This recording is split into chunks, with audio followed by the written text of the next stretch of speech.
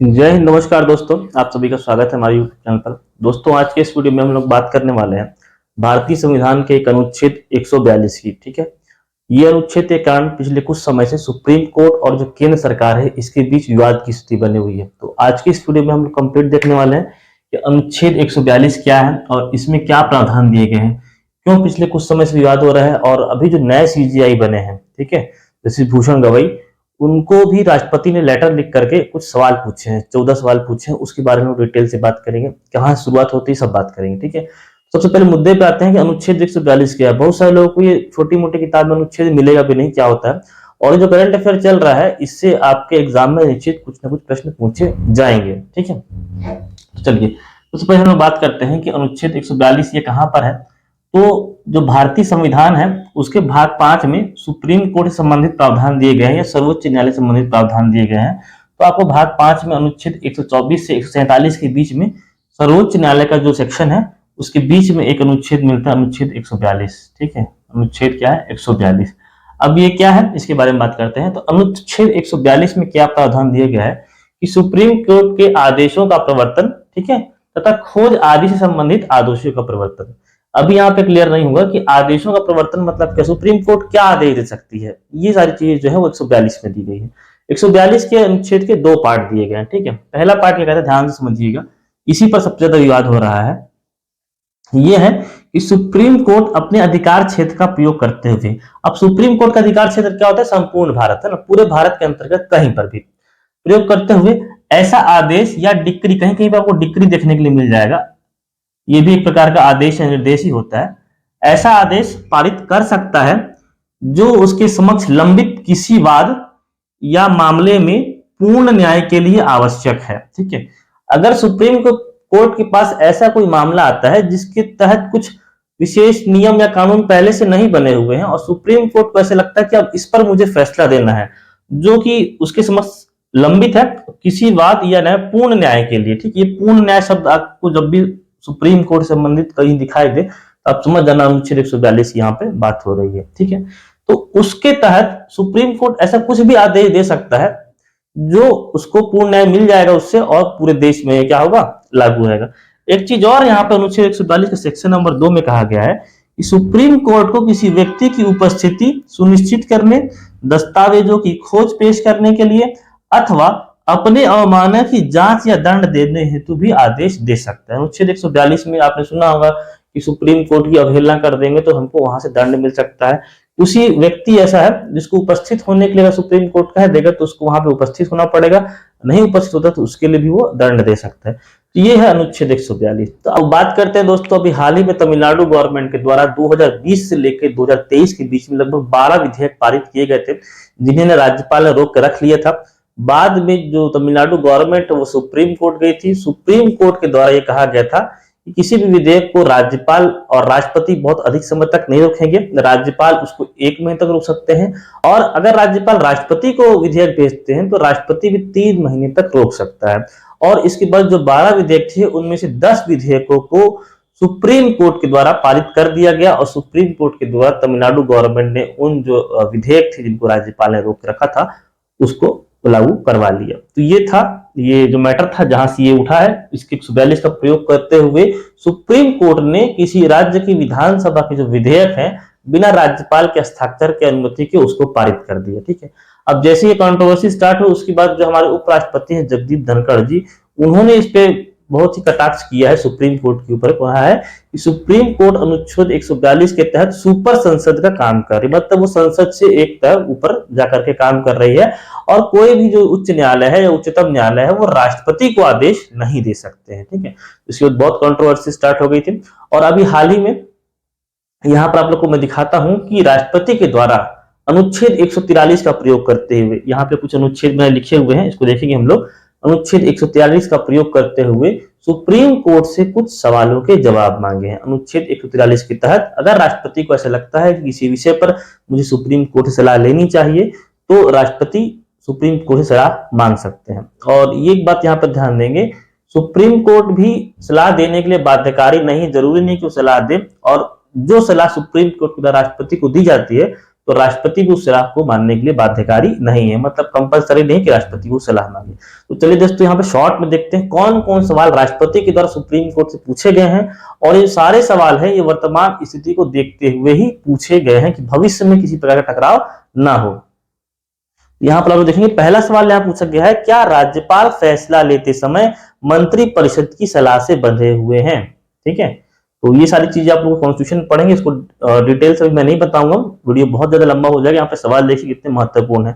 दूसरा सवाल पूछा जाता है, क्या राज्यपाल के फैसले को अदालत में चुनौती दी जा सकती है। जनरली राष्ट्रपति और राज्यपाल कोई फैसला लेते हैं, कोई निर्णय लेते हैं, तो क्या करते हैं, मंत्रिपरिषद की सलाह से ही लेते हैं, तो इसलिए उनके फैसलों पर क्या होता है, न्यायालय में चुनौती नहीं दी जाती है। फिर भी इस प्रश्न को पूछा गया है। तीसरा प्रश्न पूछा गया है, क्या आर्टिकल 361 राज्यपाल के फैसले पर न्यायिक समीक्षा को पूरी तरह से रोक सकता है। ठीक है, अगला प्रश्न पूछा गया, आर्टिकल 361 को भी आप लोग जरूर ध्यान दीजिएगा एक बार, है ना। अगला सवाल देखते हैं, अगर संविधान में राज्यपाल के लिए कोई समय सीमा तय नहीं है तो क्या अदालत कोई समय सीमा तय कर सकती है। जैसा कि अभी हाल ही केस मैंने बताया कि राज्यपाल को 1 महीने में और राष्ट्रपति को 3 महीने में विधेयक पर निर्णय लेने के लिए सुप्रीम कोर्ट ने कहा था। ठीक है, तो क्या समय सीमा इसके तय कर सकती है क्या अदालत। प्रश्न ये भी पूछा गया है, जवाब मांगा गया है, क्या राष्ट्रपति के फैसले को भी अदालत में चुनौती दी जा सकती है। जनरली ऐसा नहीं होता है। ठीक है, अगला है क्या राष्ट्रपति को सुप्रीम कोर्ट से राय लेना अनिवार्य है। ठीक है, 8वां प्रश्न पूछा गया है, क्या राष्ट्रपति और राज्यपाल के फैसले पर कानून लागू होने से पहले ही अदालत सुनवाई कर सकती है। ठीक है, अगर फैसला दिया गया है उस पर भी कानून लागू नहीं हुआ तो उसके पहले ही लोग क्या होते हैं, सुप्रीम कोर्ट चले जाते हैं, तो क्या ऐसा हो सकता है, उसमें सुनवाई करेगी। अगला प्रश्न है, क्या सुप्रीम कोर्ट अनुच्छेद 142, इसी की बात हो रही है जिसको हम लोग डिटेल में देखा, अनुच्छेद 142 का प्रयोग करके राष्ट्रपति या राज्यपाल के फैसलों को बदल सकती है। ये बहुत महत्वपूर्ण प्रश्न है, पूछा गया है, देखते हैं सुप्रीम कोर्ट क्या जवाब देता है। अगला प्रश्न पूछा गया यहाँ पे, क्या विधानसभा से पारित कानून राज्यपाल की स्वीकृति के बिना लागू हो सकते हैं।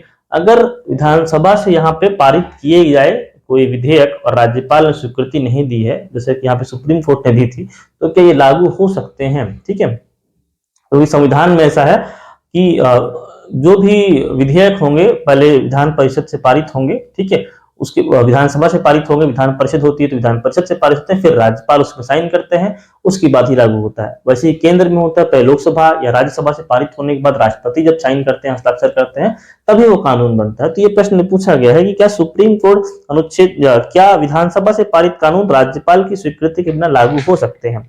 एक और 11 नंबर का प्रश्न है, क्या संविधान की व्याख्या से जुड़े मामलों को सुप्रीम कोर्ट की 5 जजों की बेंच को भेजना जरूरी है।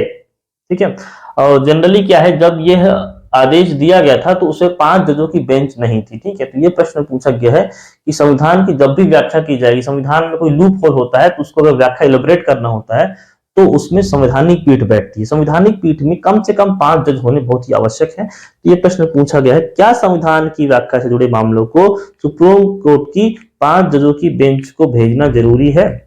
12वां प्रश्न पूछा गया है, क्या सुप्रीम कोर्ट ऐसे आदेश या निर्देश दे सकता है जो संविधान की मौजूदा कानून से मेल न खाता हो। एक और 13वां प्रश्न है, क्या केंद्र व राज्य सरकार के बीच विवाद सिर्फ सुप्रीम कोर्ट ही सुलझा सकता है। ये कहा गया है, अगर राज्य सरकार और केंद्र सरकार के बीच कोई विवाद होता है तो उसको सुप्रीम कोर्ट सुलझा सकता है। तो ये प्रश्न पूछा, क्या इसके अलावा भी कोई ऑप्शन है। ठीक है, और ये देखेंगे लास्ट प्रश्न, जब राज्यपाल के पास कोई बिल आता है तो उसके पास कौन कौन से संवैधानिक विकल्प होते हैं। राज्यपाल क्या कर सकता है, जनरली हम लोग देखते हैं कि राज्यपाल अपने पास बिल रोक रख लेता है, उसके बाद क्या है, उसको बिल को वापस लौटा देता है। तीसरा क्या है, राज्यपाल क्या करता है, उस बिल को पारित कर देता है। और चौथा एक और ऑप्शन होता है कि राज्यपाल जो होता है बिल को राष्ट्रपति के पास भी भेज देता है। तो इसमें पूछा गया क्या क्या संवैधानिक प्रावधान है। संवैधानिक प्रावधान जैसे मैंने बताया कि 1 महीने के भीतर ही राज्यपाल को पारित करने के लिए कहा गया था, तो हो सकता है रोक रखने वाले जो प्रावधान है वो सुप्रीम कोर्ट यहाँ पे हटा दे। तो इतने 14 सवालों के जवाब पूछे गए हैं राष्ट्रपति के द्वारा सुप्रीम कोर्ट से। ठीक है, अभी हाल ही में बात करते हैं करंट अफेयर की। यहाँ पर आप लोग देखेंगे ये प्रश्न आपसे पूछे जा सकते हैं कि हाल ही में new chief justice of India बने हैं। ठीक है, उनका नाम जस्टिस रामकृष्ण गवई, भूषण रामकृष्ण गवई। ठीक है, ये 52वें क्रम के मुख्य न्यायाधीश होने वाले हैं। अब पहले बहुत सीजीआई बनने वाले हैं। ठीक है, बन चुके हैं मतलब। और ये किसका स्थान लेंगे, जस्टिस संजीव खन्ना का, जो हाल ही में भी रिटायर हुए हैं। संजीव खन्ना द्रौपदी मुर्मू के द्वारा अनुच्छेद 142 के तहत उनको शपथ और नियुक्ति दी गई है। ठीक है, तीन अनुच्छेद जो है वो सुप्रीम कोर्ट से इंपॉर्टेंट है और अनुच्छेद 142 के साथ साथ इनको भी आप लोग क्या रखेंगे। अनुच्छेद 129 बहुत इंपॉर्टेंट, अभिलेख न्यायालय का दर्जा दिया गया सुप्रीम कोर्ट को। सुप्रीम कोर्ट के जो भी निर्णय होते हैं वो एक अभिलेख की तरह होते हैं और जो लोअर कोर्ट्स होते हैं उसका अनुसरण करते हैं। ठीक है, मतलब जो भी हाई कोर्ट हो गया या जिला न्यायालय हो गया वो सभी क्या है, हाई कोर्ट सुप्रीम कोर्ट का अगर कोई फैसला होता है तो उसको देखते हैं। अनुच्छेद 137 अपने निर्णय पर पुनर्विचार करने की शक्ति। ठीक है, तो गलती किसी से भी हो सकती है, तो अगर कोई निर्णय सुप्रीम कोर्ट ने दे दिया है तो अनुच्छेद 137 के तहत उस निर्णय को भी वह पुनर्विचार कर सकता है, पुनर्विचार याचिका लगाई जाती है, उसमें चेंज भी होते हैं। एक लास्ट आर्टिकल है, ये बहुत ज्यादा इंपॉर्टेंट है, आर्टिकल 143। ठीक है, 143 राष्ट्रपति को परामर्श देने की शक्ति या राष्ट्रपति के पास ये शक्ति है कि सुप्रीम कोर्ट से परामर्श ले। ठीक है, ये ज्यादा अच्छा होगा कि राष्ट्रपति के पास शक्ति है कि सुप्रीम कोर्ट से वो परामर्श ले सकता है किसी भी विषय पर। ऐसा लगता है ये विषय पर मुझे संवैधानिक रूप से दिक्कत है या कुछ भी है तो वो सुप्रीम कोर्ट से सलाह ले सकता है। तो ये आज का इस वीडियो था, ये टॉपिक बहुत महत्वपूर्ण है। अनुच्छेद 142 को देखिएगा, इसके बारे में बहुत सारे ऐसे आदेश हैं जो 142 का प्रयोग करते हुए सुप्रीम कोर्ट देता है। राम मंदिर के संबंध में भी एक ऐसा आदेश आया था। जो नेशनल हाईवेज होते हैं उनके किनारे 500 मीटर को छोड़ करके जो शराब बेचने का था, इसमें भी अनुच्छेद 142 का प्रयोग किया था। और राजीव गांधी के हत्यारे थे, काफी 30 साल से जेल में बंद थे, उनको भी अनुच्छेद 142 का प्रयोग करते हुए उनको भी बरी कर दिया गया था। इसका प्रयोग लगातार बीच बीच में सुप्रीम कोर्ट करती रहती है। बहुत सारे मामले हैं जहां पर अनुच्छेद 142 का प्रयोग करके पूर्ण न्याय वाला जो सिद्धांत है उसको लागू किया गया था। तो दोस्तों होप सो आपको वीडियो पसंद आया होगा और मिलता हूं मैं आपसे अगले वीडियो में। वीडियो पसंद आया तो अपने दोस्तों से जरूर शेयर कीजिएगा और चैनल पे नया है तो चैनल को सब्सक्राइब कीजिए। मिलता हूं मैं आपसे अगले वीडियो में, तब तक धन्यवाद, जय हिंद।